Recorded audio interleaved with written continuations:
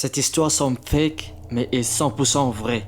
Le 25 août 2010, un petit avion à hélice bimoteur était assis sur le tarmac d'un aéroport international en Australie. Pendant le ravitaillement de l'avion, les copilotes Danny, 62 ans, et Chris, 39 ans, montent dans le cockpit. Alors que les pilotes se sont installés et ont commencé leur vérification des systèmes internes, l'hôtesse de l'air rentre dans l'avion et dit bonjour aux pilotes. Puis elle commence à préparer la cabine pour les passagers.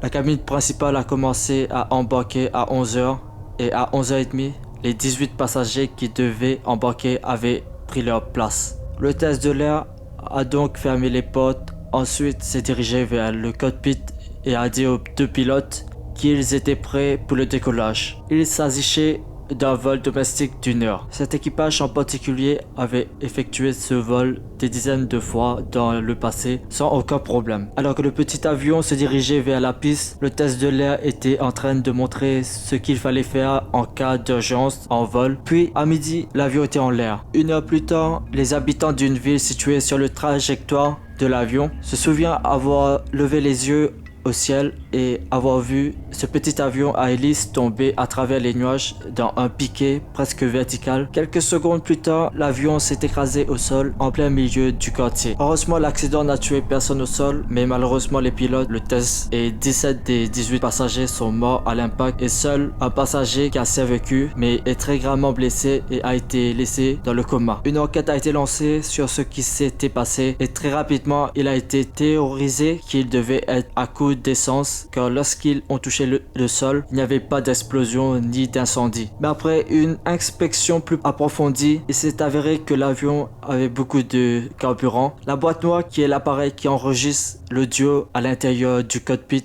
a été récupérée, mais malheureusement elle était inexploitable. Cela ne leur donne donc pas d'indice sur ce qui s'est passé.